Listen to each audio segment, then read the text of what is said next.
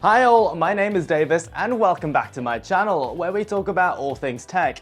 And I've got something to say, and I feel really strongly about this one. So there's been a lot of discourse on the internet about how terrible the new M4 iPad Pro is and how it's simply not worth it because iPadOS simply is not versatile enough to make it a worthwhile product for pros, whatever that means. But I completely disagree because the iPad Pro is the perfect expression of iPads, and I argue that this is the best product that Apple makes at the moment. And in this video, I will tell you why. And this video is brought to you by the Meta Ray-Ban glasses, a smart wearable that has completely changed my life. If you are looking for a smart piece of tech that doesn't look like a smart piece of tech, then these are perfect for you because not only are these fantastic sunglasses, but they also have an amazing camera. It's sort of like having a GoPro with you everywhere you go. So it can capture memories like your exotic car spotting skills or your front row seats at a concert without having to take your phone out. And these are also fantastic headphones. So if you work an office job and want to listen to music or podcasts without people knowing, then these work fantastically. And that's from first-hand experience as well. I have raved about these so much that Meta actually noticed, and now they are sponsoring my channel. So if you would like to check them out, I have an affiliate link in the description and in the comments, and if you buy one, that would really help me out as well.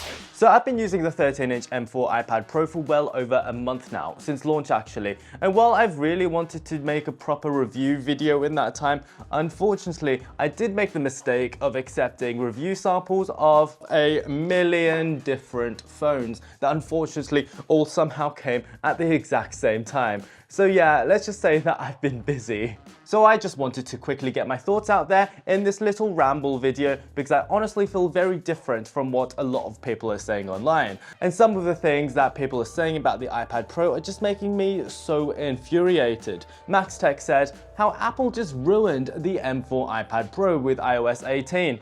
I mean, I love his channel, but I just couldn't disagree more. Created by Ella said that it was wasted potential. And Stazzy Labs, who I love too, said M4 iPad Pro, not for pros after all. Okay, so essentially what people are saying is that for some reason the iPad software just isn't as powerful as it could be, and that it doesn't live up to the potential of the hardware, and therefore it's not appropriate for professionals. But what exactly is a professional? Because in my mind, for a device to be called professional, all you need to do is to be able to use it for some kind of work. For a YouTuber, that might be video editing. For a graphic designer, that might be Photoshop and whatever else they use. And for a scriptwriter, it's Final Draft. So let's keep that in mind while we work out if the iPad Pro deserves its Pro moniker, because I think that it definitely does. But before we go on, let's remind ourselves fundamentally what an iPad is for, because I feel that this is the crux of the issue. People not understanding what the iPad is. Because if you want the iPad to be something that it was never intended for, then I'm afraid that you simply are never going to be happy, and maybe that the iPad just isn't for you. When Steve Jobs first unveiled the iPad, he mentioned that there was a space that existed between the iPhone and the MacBook, where your phone is a device that sits in your pocket and is perfect for consuming small amounts of content for short amounts of time, and your MacBook is your professional work device for doing proper work like editing videos, writing long manuscripts, coding, whatever else you want to do. And the iPad occupies the liminal space that exists in between. And because it's a device that's not saddled with traditional things like a keyboard or a trackpad, it's a device that has its strengths that are fundamentally different from a laptop. It's a device that's perfect simply for content consumption. It's simply the perfect form factor for things like browsing the web, watching videos, reading the paper, maybe even some light note-taking and emails, and even touchscreen gaming with games like Civilization. However, if you wanted to do more desktop-y things, it simply starts to fall apart, because put simply, having just a touchscreen does limit things. It's hard to finely control items. It's hard to fit a million small buttons onto a screen that are often required for certain advanced programs. So we can see that while the iPad is very impressive at some things, its strengths are different to that of a laptop, as it is a very different piece of hardware, and that doesn't make it necessarily any less professional. And what a piece of hardware the M4 iPad Pro is. When you first pick it up, it is absolutely insane. You just have to admire it for how light it is. It weighs under 600 grams. This thing weighs less than the 10-inch HP touchpad from back in the day. It's barely over 5mm thick. So in the hand, this massive 13-inch tablet feels like that it weighs close to nothing. It really is quite an incredible piece of hardware to behold. And the screen, oh my god, it is so gorgeous, as it is that new tandem OLED technology. Yes, the whites do look a little bit green on my unit, although I do understand that other displays might not be so bad, but apart from that, it really is incredibly pretty. The blacks is stunning, the brightness is amazing, and in reference mode at least, I can use it for professional color grading. I feel like that this is a display that you can charge 5 grand for. It really is that nice, and knowing how much reference monitors usually cost, let's just make it 15. But yes, it really is quite gorgeous, and the speakers are amazing as well. Apart from the slightly too thin bezels to hold comfortably, I believe that this is quite possibly the perfect tablet form factor, and when combined with the folio case, which just magnetically attaches, I love that. It really is amazing hardware that's seemingly unmatched elsewhere in the industry. But of course, it is just a screen with no keyboard or touchpad, and the interface does reflect that. So a lot of people thought that iPadOS 18 was going to be game-changing in some way, and of course it wasn't. But if we take a look at the way that iPadOS 18 is, I really don't see that much that needs to be changed because it is perfectly suited for the hardware. The home screen, for instance, is simply perfect for a touch interface. You can fit plenty of icons and widgets on it. It's both elegant and easy to use. And for those who believe that iPadOS simply isn't very good at doing desktop-y things like multitasking and running multiple apps at the same time, well, I'm not sure if that's a good argument against the iPad either, because Stage Manager is absolutely brilliant. They somehow made something that I thought would be impossible to achieve on a touchscreen interface that is windowed multitasking, nice and intuitive to use. The 13-inch screen is large and spacious, and I write scripts and emails while referencing PDFs and web pages all the time, and you can flick between spaces like on a Mac perfectly easily on this iPad. For some reason, it just feels leagues nicer to use than something like Samsung's DeX. So one could argue already that the iPad is brilliant for your typical student or office worker with this level of functionality, so it's pro already by our definition. But you go, ooh, how about creative apps like Lightroom and Final Cut Pro? Well, the jury is out on that one. While a touchscreen and a pencil, which is something I don't have, is intrinsically perfect for things like photo editing and graphic design, in a more fiddly technical space like video editing, of course it's never going to be as efficient as when you're using a mouse and keyboard.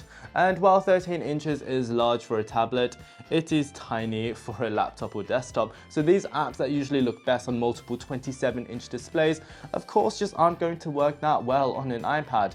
Maybe if the iPad was 30 inches in size, then it would be more possible, but that would be obviously a completely different class of device. So let's take a look at DaVinci Resolve here, which is made for color grading, and it's basically the desktop app, but nobody really wants to use it here, and that's because that's not what the iPad was made for, and the interface hasn't been designed around the strengths of touch. Final Cut Pro, on the other hand, has been redesigned for touch, but even so, I would far prefer to use the desktop app. Apple is in a bit of a catch-22 with the iPad Pro at the moment, because either you compromise the touch experience by making it more desktop-like, or you keep the current experience and you disappoint people again, because they didn't change it enough for the pros. Thing is, nobody wants a Windows 8 type situation again, because when you make a product that doesn't quite know what it is, ultimately nobody is going to be truly happy. And I feel like that Apple has already swayed a lot towards pleasing the productivity crowd over the past few years. I mean, look at the Magic Keyboard case. I mean, it's lovely and it's a work of art, but it's essentially trying to turn the iPad into a laptop computer. It turns this lovely little slim iPad into something that weighs more than a MacBook Air.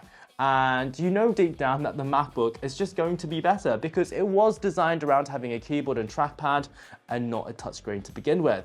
And it's just going away from the original vision of the iPad. But if you do have to go with a keyboard case, and I do too, because I do a lot of typing, I actually prefer this Logitech one that they kindly sent me. Because while it is a slimish case when you just want an iPad to be an iPad, we do need the keyboard for stuff like typing. You can just magnetically slap it on and you can be as productive as you want. It keeps more closely to the original intent of the iPad. So essentially what I'm saying in this ramble is that essentially the iPad as it is fine. It doesn't need to be as productive as a laptop at doing laptop-y things because its strengths lie elsewhere.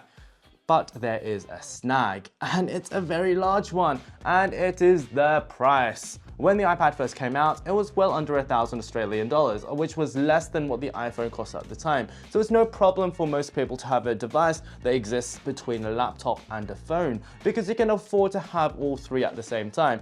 And there is a reason why it took me so long to upgrade my iPad. I've got the 1TB cellular version over here, and nearest makes no difference. This cost almost $4,000. You can get a very, very nice MacBook for that price. And it's an extra $800 on top of that if you want the accessories like a Magic Keyboard and an Apple Pencil. And for that price, I really do understand the argument that it should be just as useful as a laptop because it is as expensive as one. But the thing is, while it isn't as good as a laptop if you want to do things like Final Cut Pro and Blender and whatever, but it is perfect if you just want to type some emails and draw the next big graphic novel or something. Its strengths just lie in a different place. But for many, I understand, the iPad Pro is not a must-have. It's a little bit like a smartwatch or a Vision Pro.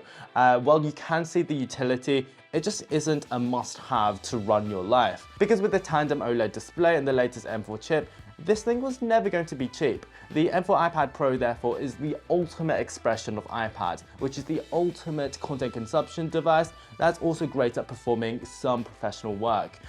Work that works well on a touchscreen, and it's okay at doing some desktop-y things. I would far prefer for the iPad Pro to stay an iPad rather than morph into a worse version of a MacBook. Like, I can't imagine how terrible macOS would be to use with a touchscreen. And I feel like that this is something that a lot of the tech community is seemingly struggling to understand. So yeah, that was my quick ramble about the M4 iPad Pro, because I don't know when I will have the time to do a proper review of this iPad. But if you enjoyed this video, please give me a like and subscribe if you haven't done so yet. If you feel differently, I would love to discuss it with you in a civil manner in the comments. And until next time, toodaloo.